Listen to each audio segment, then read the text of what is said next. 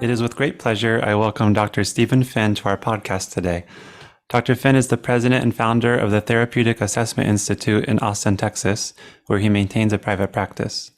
I first learned about Dr. Finn and his unique approach to psychological assessment through our assessment course in my graduate studies here at Regent University. After reading his book, In Our Client's Shoes, I contacted Dr. Finn and he graciously accepted my invitation and joins us here today. Dr. Finn, thank you so much for joining us. Oh, thank you, Daniel. It's a pleasure. Yeah, I'm really looking forward to this conversation and hearing more from you and learning more about your work. Great, me too.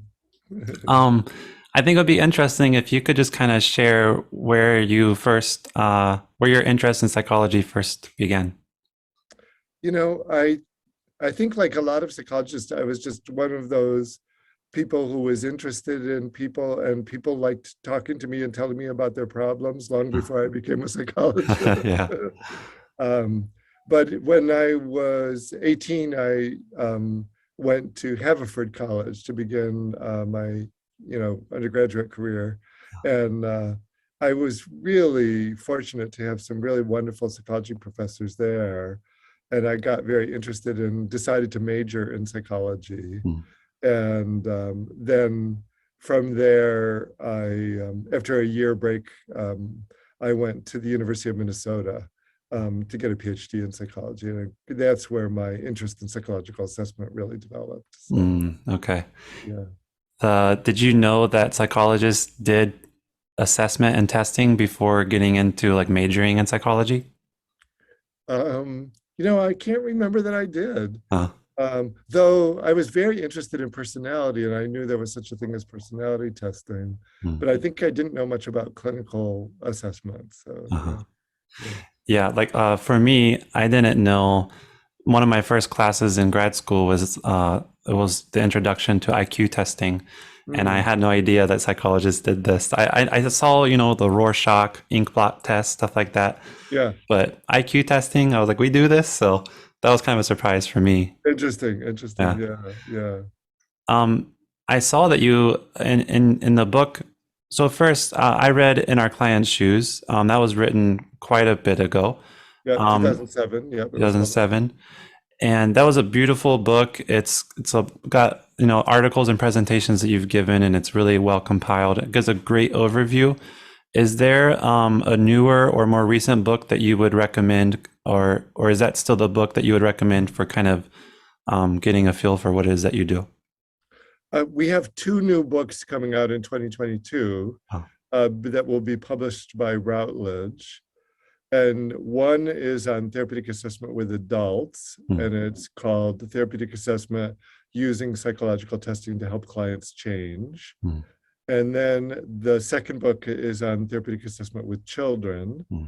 and it's called Therapeutic Assessment with Children Using Psychological Assessment to Enhance Parental Empathy. Okay. And so those, I think the child book will be, it's actually already on sale at the Routledge website. Oh. I think it'll be out in March, and the adult book just a couple months later. So Okay. yeah, so those will be sort of like the definitive how-to manuals. So Okay. yeah, Great. Great. yeah.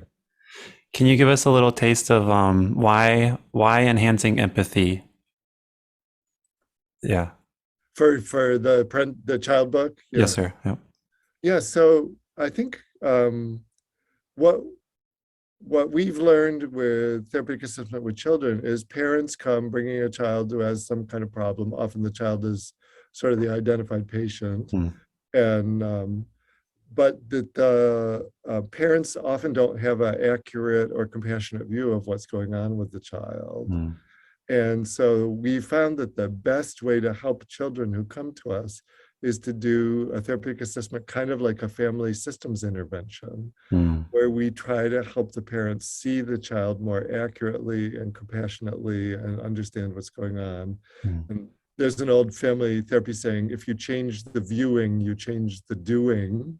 Uh-huh. So if the parents view the child differently, then they start acting towards the child differently. And often that goes a long way towards resolving or helping with the problems that they came in with. Okay. Okay. And so the model for therapeutic assessment with children, for example, has parents watching testing sessions as they occur Hmm. and then talking about them with the assessor. Mm. So that, again, to sort of help the parents get a different view of the child. So Yeah. yeah. In the book, In Our Client's Shoes, you mentioned time and time again how important it is for us as clinicians or therapists or assessors to get into the client's shoes. And we use these testing instruments in order to do so. So it sounds very much like helping the parent get into the child's shoes. That's it. Yeah. Exactly. And then the children, it's really funny. Like you would think children being watched during the testing, doesn't it inhibit the child? Mm. But I mean, every once in a while you find a child who's kind of spooked by that, but Uh, almost always the kids kind of figure out that you're a translator with the parents. mm. And then they kind of like start using you, Uh, like you ask them to do a drawing and they draw a dead tree, depressed kid draws a dead tree. uh, And then, you almost kind of see them have an eye on the video camera or on the two-way mirror. And then they know you're going to go help that parent figure out that's not just a dead tree that the kid mm. saw, but it actually has some kind of meaning. Mm. So it really works really well. So Mm. yeah. Yeah, because I think one of the things that they teach us in traditional assessment is that it's not maybe advisable or it's not standardized to have parents in on the child or watching the children and the children know about that. Um, so yeah, when I guess can you kind of tell us, for people who don't know much about therapeutic assessment, can you give us kind of a rundown of what it is that you do and how it differs from traditional assessment? Yeah. So first, so therapeutic assessment in brief is a short-term psychological intervention that uses psychological testing at its core. Okay. And the main goal is to help the client leaves the assessment with a better understanding of their problems and some tools and a new way of looking at themselves in the world will help them be more successful with the Mm, goals that they're blocked on. So that's the goal. mm, And the tests are really key to it because I think our psychological tests are so amazing at figuring things out. I mean, they're not perfect by any means, and they don't have truth with a capital T about anybody, mm, but they give us information that we can discuss with people to give them a sort of new view of themselves in the world. And that turns out that can be very, very impactful on mm, people. And, the way this came about is I was being trained in traditional assessment in graduate school, and I had a couple of really potent experiences where I had been doing an assessment and it clearly changed the person's life. mm, And I was just like stunned by these experiences and went back to my professors at University of Minnesota and said, has anybody written about assessment as like an intervention? And they said, well, no, not really. And there were a few mentions in the literature in passing, mm, but it wasn't a thing. And so then I just got very interested in it, started doing research on it, started thinking hard about it, how to make it happen more often, and then figure out what the key ingredients were. mm. So yeah. That's really neat. And one of those potent experiences you mentioned in the book, In Our Client's Shoes, was I think you were on internship at a psychiatric hospital. There was kind of someone who you gave your first Rorschach to, and you talked about you were excited to administer your first Rorschach, and and with all of the color responses, he didn't really give answers, Yeah, and the color cards he just rejected, he right? rejected. Yeah. Yeah, it was my first practicum placement actually. So Oh, okay, okay. yeah, and then I thought I had failed the Rorschach. Went back to my supervisor and said, "Oh, I'm really sorry. I tried hard. I kept telling him if he would just take time, he would look at them." And he said, no, he couldn't see anything in those ugly cards. So I guess we can't tell anything. And this, really wonderful supervisor said, "Oh, no, no, we just learned a lot." And then I was able to take what we learned, which was basically that this man was coping by refusing to think about the many awful things that had happened to him in his life and kind of packing them away. Mm, And he could do it for short periods of time, but then it would break through and then mm, he would get very psychotic. mm. And so I talked to him about that, and it really rung true for him. And he felt very understood, and then started participating in an outpatient treatment program that he had refused always to take part in. So, Wow. yeah. Yeah, when I read that, I read that to my wife. She's at a practicum placement right now at a psychiatric hospital, and like tears came to her eye because like that's the kind of experience we all want where we have an interaction with a client and we change their whole outlook and we get them help Yeah. um and so yeah, for me personally, working with assessment, I haven't had that in assessment yet. And so Yeah. that's why reading your book is so encouraging. Oh, well, I hope you get the chance to try out some of the collaborative assessment techniques. Yeah.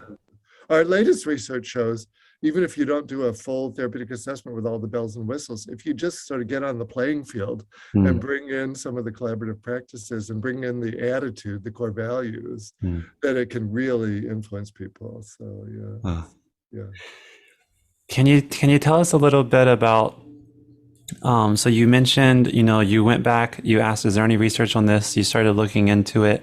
Um, Coming up with this kind of new model, this collaborative approach, and practicing it. Did you get much pushback? Did you have a lot of support? Was it kind of just you out there on your own? You know, like what was that process like for you? Um, it was a little bit me on my own at the beginning, and there Okay. was some pushback, but then I had the great fortune. Um, so I graduated from University of Minnesota, and I took a faculty position at University of Texas. Hmm. And that's why I started doing the research on therapeutic assessment and sort of teaching it to graduate students. Hmm. And then I had the great fortune early in the sort of mid 1980s to meet Constance Fisher from Duquesne University, who had already developed an entire model of collaborative assessment that Hmm. she had written about and was practicing it. She didn't consider it a brief therapy. Hmm. She was she came out of a phenomenological psychology and a humanistic psychology background, Hmm. and she wanted to make assessment a more humanistic endeavor, Oh. reduce the power imbalance between client and therapist. And um, you know, the phenomenological view of the world is that there's no truth with a capital T. Everybody has their own perspective.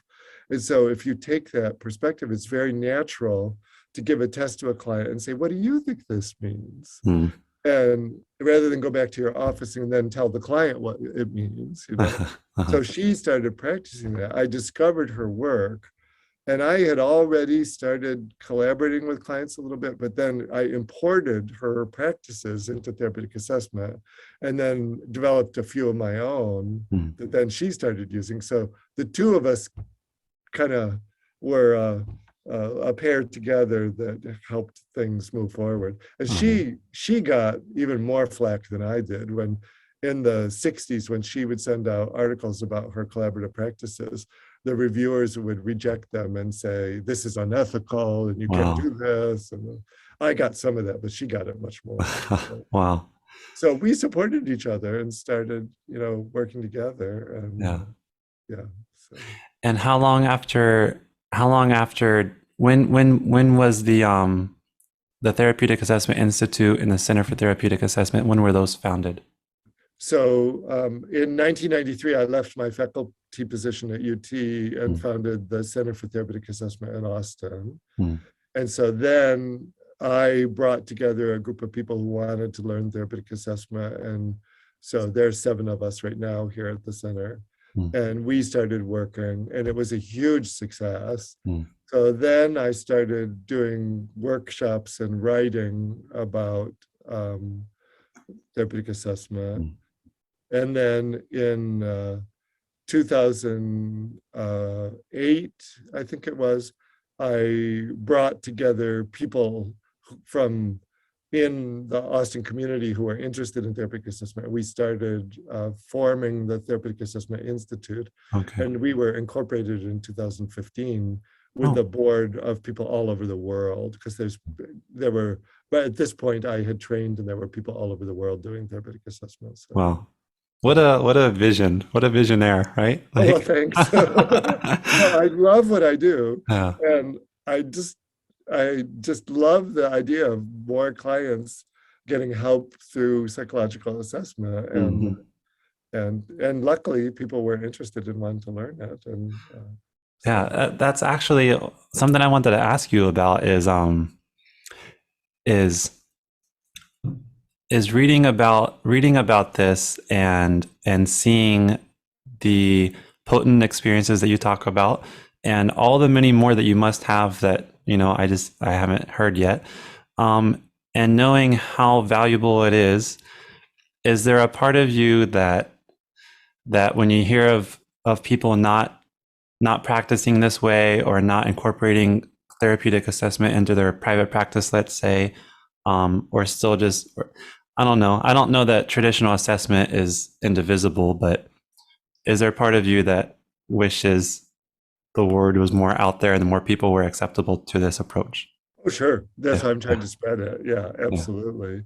yeah. Though again, the therapeutic assessment approach to this issue is to try to get in the shoes of people Mm, who maybe have heard about therapeutic assessment and reject it, or don't want to do it, or can't get themselves to start trying collaborative assessment methods, and figure out what's going on with them that might make that true. mm, And I start to have empathy for those people and what their dilemmas are that keep them. Some of them work in settings where you basically have to adhere to a traditional assessment model, or mm. everybody's going to think you're crazy. Some of them, for their own reasons, like that more white coat traditional assessment where I have the answers and you're the patient. Um, some of them work in forensic settings Mm, where there is a big deal about differentiating your role, and you're not a therapist for your client.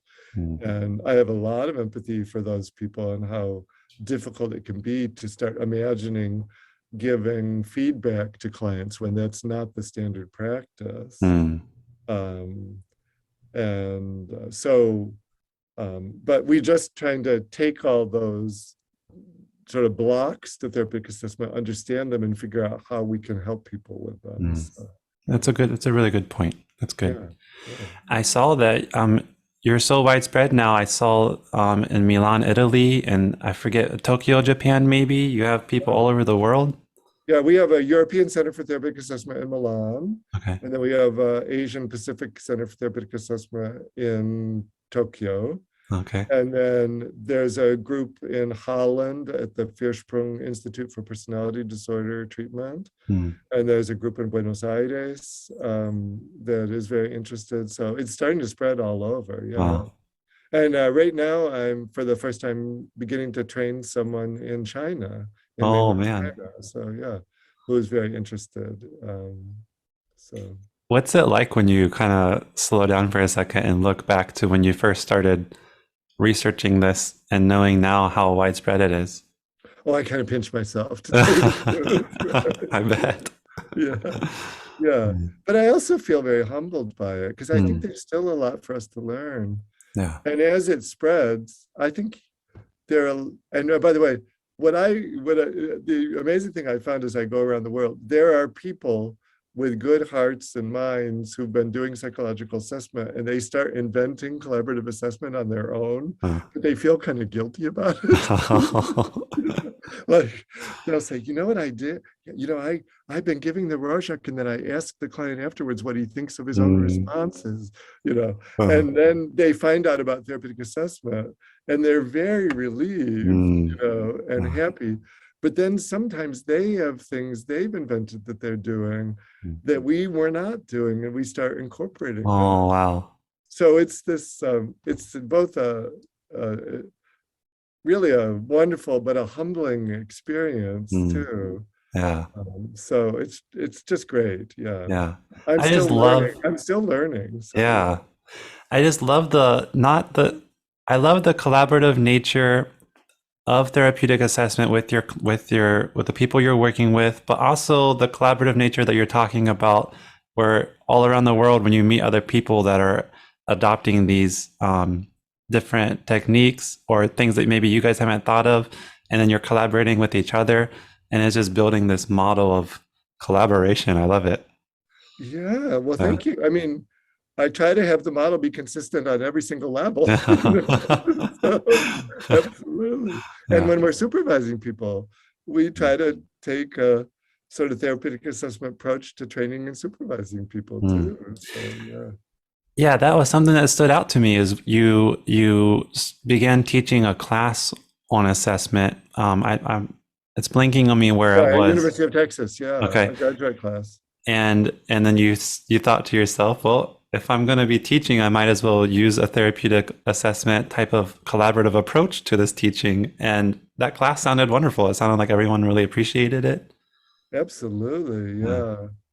No, and again, we just try to be consistent on every level, you know. Yeah. We have a 5-day therapeutic assessment boot camp called the Therapeutic Assessment Immersion Course Oh. that we do periodically, and for people who want to just learn the basics, and there's a lot of role plays involved, and we hire people to play clients for the whole week, Uh-huh. and the person gets to work with the client from the initial session all the way through the feedback, you Oh, know, neat.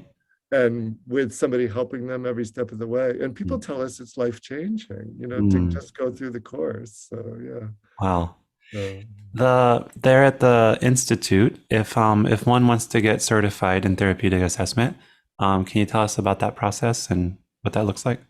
yeah. Basically, to be certified, you just have to be able to show us that you can do all the steps of therapeutic assessment and demonstrate the competencies and core values. Mm.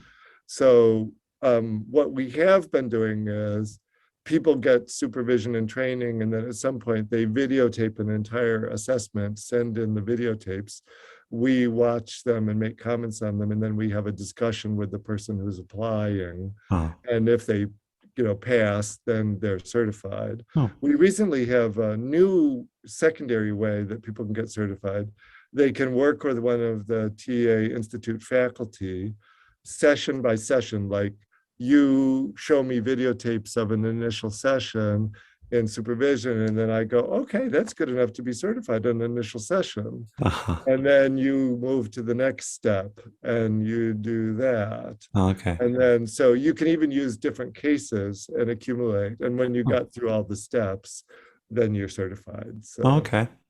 and there's 4 types of certification: TA with adults, TA with children and families, TA with adolescents and families, and TA with couples. And Oh. they're all slightly different skills. They're very similar. Once you learn one, you start doing the others, but there's specialized stuff with each one. So we require people to get, and if you're doing TA with couples, you have to first be certified in TA with adults before you can apply for No, certifications. that makes sense. Yeah. Yeah. Okay, so it's not like you know, some of these like psychoanalytic institutes like 5 years long. It's not like No, yeah. no. Yeah. My sense is if people already have some good psychotherapy skills and Mhm. good assessment skills and know Mhm. their tests pretty well, that it takes about 4 to 6 cases that are supervised and working together for people to get certified. Well, Yeah, yeah, that sounds well. yeah. Yeah. Um, before we began recording, you mentioned shame and therapeutic assessment. I'd like to hear your thoughts on that. Yeah, I do. I do trainings around the world now on working with clients around shame because I think it's such an important theme that we don't really get much training in. Mm. And I think, luckily in the last 5 or 10 years, there are many more writings about shame and much more interest in it. But when I first started being interested in it a long time ago, there was very little training for therapists about it. Mm. And, I think a lot of the clinical problems that we see of depression or addictions or anxiety disorders, et cetera, often are very entwined with people having shame. Mm. And so if you can learn to recognize shame and learn how to work with clients around shame, then I think you can often really, really help them with their problems. So part of the training in therapeutic assessment now is very about how to recognize and work with shame. Oh. Then assessment, as opposed to psychotherapy, is really interesting because it brings up places of shame for people that might not come up in therapy. Mm. If you're ashamed of something, you might not talk about it to your therapist, or you might wait 5 years to talk about it to your therapist. Yeah. But if it comes out in a psychological test, and the therapist says, "Oh, people with this MMPI profile often have problems with addictions, and you Mm. haven't mentioned, like, have you had any problems in that area that you might want to talk about?" Then it's out on the table, Mm. and so the shame will come up, and then you have to really know how to work with the person so that you don't leave feeling more ashamed. Mm. And then, you know, about therapeutic assessment, what we're trying to do in general is help people have more accurate, useful, compassionate, and coherent narratives about themselves at the end of the assessment, about why they have the problems they do. And so our research shows that therapeutic assessment really reduces shame. Oh. So, yeah. And Wow. that is a big part of how therapeutic assessment can help somebody heal. So, Mm. I mean, just stupid example. A guy years ago came to me and said, my main question for the assessment is, why am I so lazy all the time? Mm. And I said, oh, interesting, tell me. And he said, I'm one of those people, like, I always kind of like take the easy way out, and I don't do things until I absolutely have to. And I've been like this as a child, and my parents always commented on how lazy I was. And that's the way I've kind of been. And so I'm just wondering, like, why am I so lazy? Where does that come from? And is there anything I can do about it? Mm. Well, I test him, and all the tests showed depression and lethargy and low energy associated with depression. Uh-huh. So I went back to him and I said, it's very interesting because you call this lazy, but on the testing, it looks, you scored like people who have depression, but Mm. you never mentioned that word or ever talked about it. And he said, yeah, well, I don't cry or don't want to commit suicide. I said, oh, there's like a million kinds of depression. And like Mm. one is to just feel tired, lethargy, low energy, low motivation. Mm. And so I wonder if, and he was like, oh, so it's not like a character flaw? And I said, Mm. no, I don't think so. And he said, and there's something you can do about it?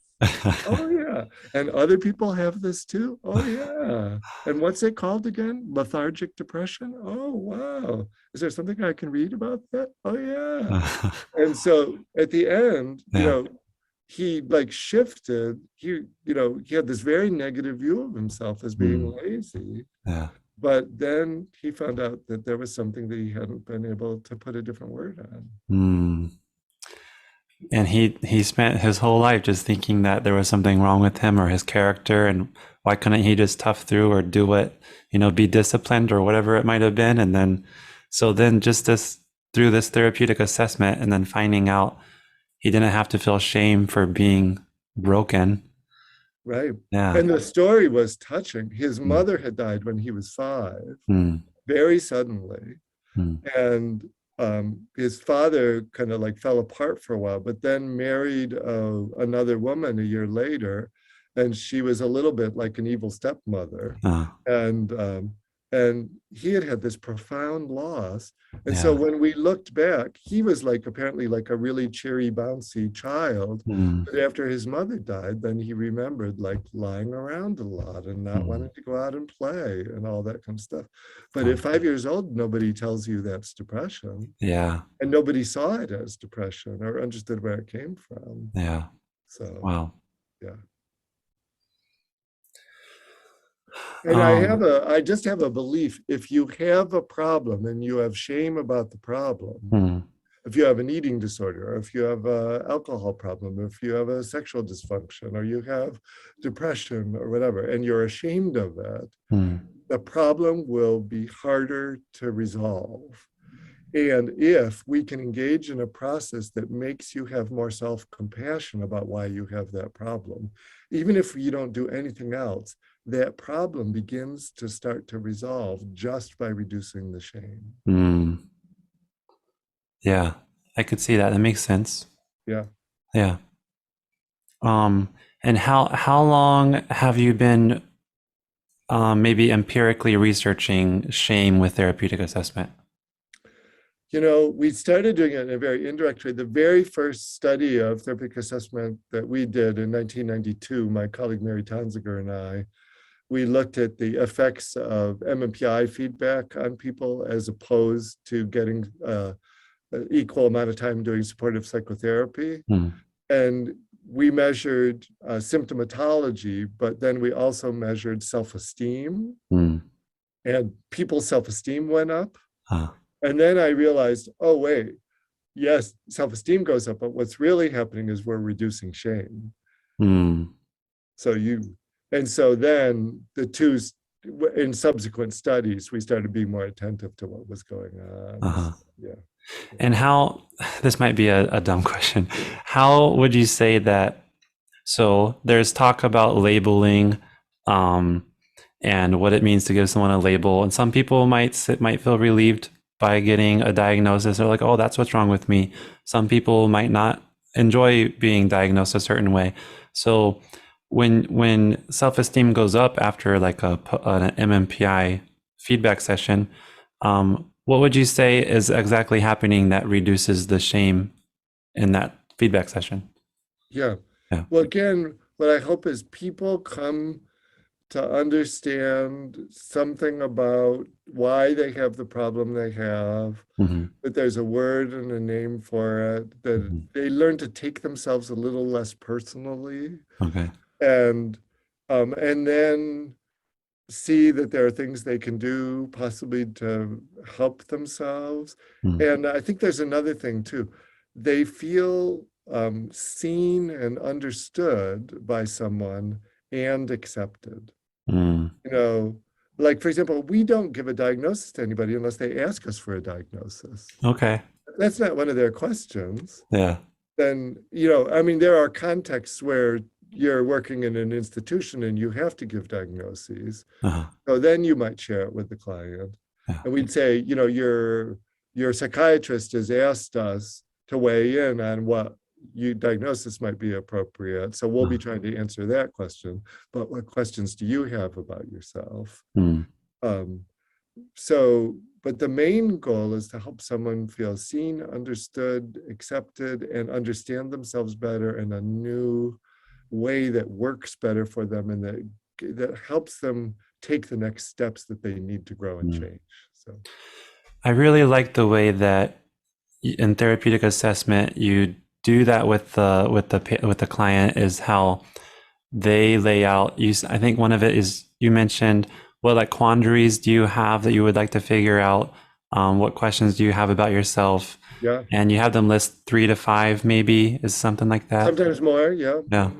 Yeah. And I really like that. I think in a lot of assessments that I've seen or done, it's not so much that way. It's like, do I have ADHD? And then you translate that to what is contributing to attention difficulties. And that's about all that we really need in order to get started with a referral question. Right. Yeah. Yeah. We really try to get people feeling safe enough to explore Mm. where they're having struggles. Uh-huh. And, and here sort of like attachment neurobiology comes in. If you think of a little kid, if he's scared and doesn't feel secure, Mm. attached, he's not going to be able to explore the world very easily. Uh-huh. He'll be clinging to his attachment figure's leg, Mm. Yeah. So adult clients too, if you can get them feeling safe and accepted, and I'm not going to shame you. And curiosity is very infectious too. Mm. If I say, oh, I want to learn about you and where you're struggling, then they get curious too. And then Mm. people pose questions, and it's a way you're almost teaching a little bit of self-reflective capacity Mm, too. uh-huh. I guess teaching people how to mentalize would be the new word. Yeah, yeah. Yeah, and that's one thing I noticed in your writings is you seem to have a kind of a wide-ranged interest in psychoanalytic thought and authors like you mentioned Harry Stack Sullivan, and you went to the course on control mastery theory, um, and so in some ways I think a lot of them, they might not look so much at symptom reduction, they look more at how can we boost self-esteem or boost attachment or all these different things. How much does psychoanalytic thought go into uh, how much, what got you interested in psychoanalytic thinking, and how has that helped you in therapeutic assessment? It's really interesting that you see that thread in my work, Well, because I'll tell you, actually, my initial training in therapy was in cognitive behavioral therapy. oh, really? Yes, and um, and I did a long course as a client in Gestalt therapy, Oh, and learned a bunch of those techniques. So like when Gestalt therapists look at my work, they say, "Oh, I'm really impressed to see that you have so much Gestalt therapy in your therapeutic assessment." And when cognitive behavioral therapists see what I do, they go, "Oh, wow, so you're really doing cognitive behavioral therapy." So I think you're saying wow. that is something about you as well as what you see in the Yes, world. I imagine you're correct. Yeah. Um, yeah, because when you think about what we're doing is what I explained, we're trying to change people's cognitive schemas, right? Mm, That's very cognitive behavioral, and yeah. using collaborative empiricism, to do that. But really, I've done training in lots of different therapies. I've been fortunate to have time to do that, and the, financial resources and whatever to do that. I Yeah. stole from all of them and I'm still stealing. Yeah. Yeah. There's a new therapy I'm learning about called coherence therapy that has to do Oh. with memory reconstruction, and I'm stealing pieces from that, and I bring them back to therapeutic assessment, and it just seems to get Hmm. richer. And this, the lovely thing is, people with different kinds of therapy training can bring what they have, and there's a home for them in therapeutic I assessment. love it. Yeah. Yes. Okay. And I think it's, one of the things that we're really strong on in therapeutic assessment is case conceptualization. Hmm. So after we do testing, to be able to stop and think on a deep level, you're really integrating the client's experience and history and whatever. And I push myself to go, okay, what would my cognitive behavioral professor say? Ah. What would my self-psychology supervisor say? Hmm. What would a coherence therapist say is going on? And think about it. And then I say, okay, which of these stories fits best with this client and Hmm. is going to be most useful to this particular client at this point in time? Hmm. Yeah. Yeah. That's a lot of extra work, but I'm sure it pays off really well thinking of all of those different models, and how that might go into, you mentioned you don't necessarily write a finalized formal report, it's more of a letter. Can you It tell us depends on about the how? setting. Sometimes we have to write a report, but if Okay. we don't have to, then we write a letter to the client, right? Okay, yeah. And how did that idea come up with writing a letter, more of a personalized letter? Yeah. Um, when I opened the Center for Therapeutic Assessment in 1993, I did a little research study that I've mentioned in some of my writings. I never published it separately. Um, Asking a lot of the clients who were referred for assessment if they had had previous experiences with assessment. Hmm. And so I had about 150 people um, answering questions, and we did like a questionnaire first, and then we interviewed some of the people. Hmm. And the people really did not have good experiences with their previous assessments. Hmm. They felt really disrespected. They felt like they didn't get anything out of it. They felt, badly treated, all kinds of stuff. And one of the things they complained about was either they never got good feedback, Hmm. or they never got written feedback, something that they could look at, or if they somehow managed to get a hold of a psychological report or were given a psychological report, it made them feel ashamed. They felt terrible. They didn't understand it, whatever. And Hmm. I thought, we can do better. So, and then by then, we already had the clients posing questions at the beginning of the assessment. Mhm. And then I thought the best thing to do is after we talk with them and answer their questions, and then they will have input as we talk too. Like I might say, well, your question was this, the testing suggests, is that right? And they go, oh, it's not quite right, it's more this. Mhm. Then after that discussion, write it down Uh-huh. in a letter and give it to the client. And now we have research that the letters are therapeutic too. Mm. That if you give oral feedback and written feedback, it's 1 + 1 = 3. And the impact is better than if you give either one alone. Okay. Yeah. And then we started experimenting with in our child assessments. We wanted to give children some kind of feedback. Mhm. If you talk to little kids about the results of the assessment, they usually dissociate and kind of look off. But so then we started writing fables for them that capture the results of the assessment. And now we have research that if you do nothing else, if you do a traditional assessment, but you write a fable for the child at the end, that's therapeutic for the child and the parents. So we have a Wow. research study on that. So Wow. Would you by any chance be able to give us an example of a fable for a child after like a fable report? sure, Yeah. sure. There's one I present a lot. It was an assessment where two women, a lesbian couple, brought a 10-year-old girl for me for an assessment. Mm. And one of them was the biologic aunt of the girl, and the other was her partner. And they ended up caring for the little girl and her brother after um, the girl's mother, who was an intravenous drug abuser, had abandoned them in the middle of winter Mm. in a tenement apartment, and they were not found for 2 months.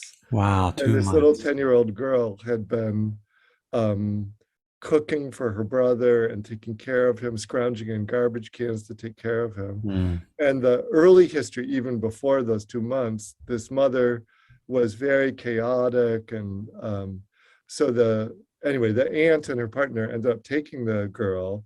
And then because it was a familial foster situation, they didn't get any of the training that foster parents normally get adopting Mm. traumatized children and what they're going to be like. Mhm.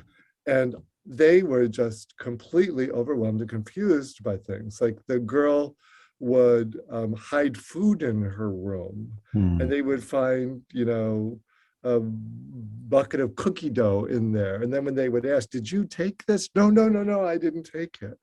And then she stole crutches from the basement of the house, walked partway to the school, then walked to the school on crutches and told the school that she had broken her foot. Mm. And everybody treated her really nicely. And the kids carried her tray in the cafeteria, and the teacher was nice to her and whatever. And then she would go home and hide the crutches again. And then a couple days later, the school called the parents and said, "Why are you letting her walk to school on a broken foot?"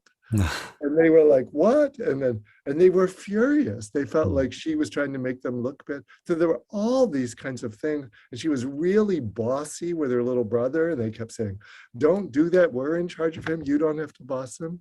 Mm. So we did the assessment with the parents watching, and they Mm. were very negative about the girl at the beginning. They were thinking of just sending her away again. Like, Wow. because they were Yeah. so frustrated with her. And Yeah. they had all these questions like, why does she lie? And why does she steal food? And why do, you know, Yeah. and then what became very clear as the assessment went on is she had a severe attachment disorder Mm. from all this stuff that had happened early on. And the biologic aunt had basically not let herself think about that child's experience because she felt so guilty as a family member Mm. that her sister had exposed the child to all this stuff. Mm. So little by little, the parents came to understand her. And I did a fantasy animal drawing, which is a Leonard Handler collaborative assessment technique with a little girl in the middle of the assessment. And she drew the instructions are draw a make-believe animal that nobody has ever seen. Oh. and she drew this little thing called a cuckoo chuck.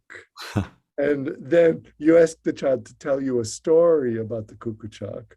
And then you help, and it's sort of a collaborative storytelling task. And she told this story about a cuckoo chuck that nobody understood what she was saying, and they were mad at her. And then I said, and one day she went looking for somebody who would understand.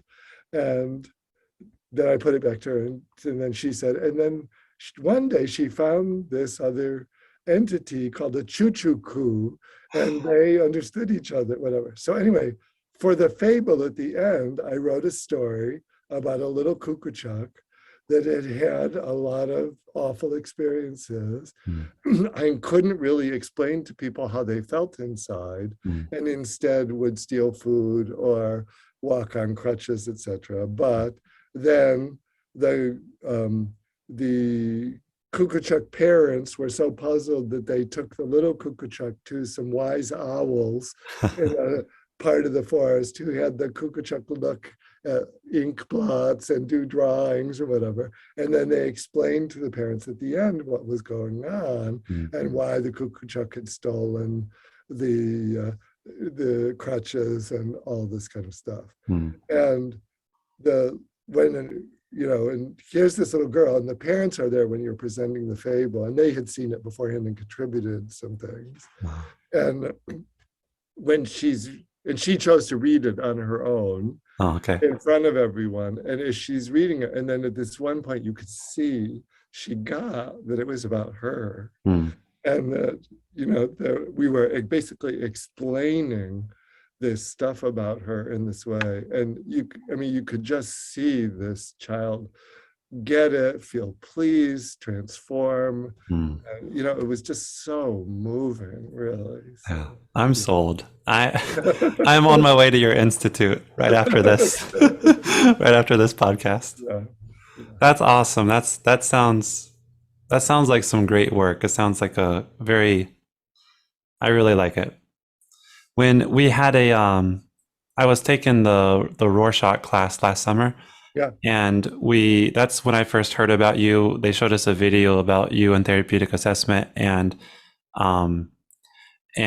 my teacher mentioned that you write, like for children, you write fables or short stories kind of describing the process. And I was like, he gets it, I love your creativity and how you've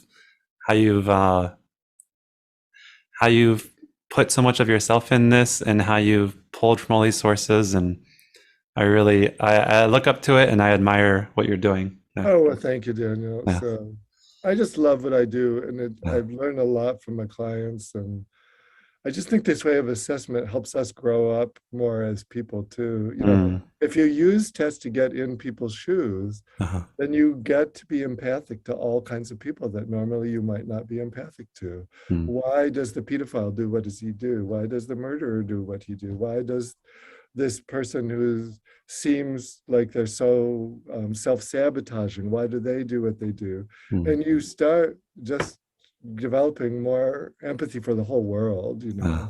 So. Well, Dr. Finn, I don't believe I have any questions left for you, but is there anything that you'd like to kind of part with? No, I just want to thank you for doing this, and it's and your responsiveness to what I'm talking about is really lovely too. Good. And for giving me a chance to tell some of these stories. Anybody who's interested in therapeutic assessment, we're very interested in training them. And we have, our Therapeutic Assessment Institute has a website, therapeutic.assessment.com, and we post our trainings there. You can get supervision and consultation, and we're always writing and trying to put stuff out. So great. I'll post your website in the description below.